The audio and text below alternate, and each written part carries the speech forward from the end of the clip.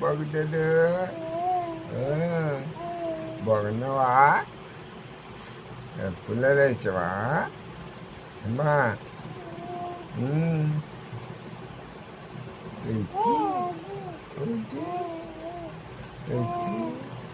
ఏంటి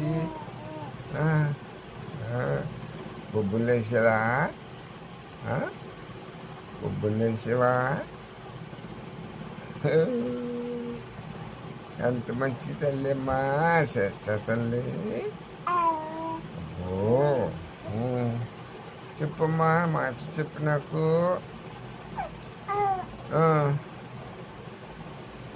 చెప్పు.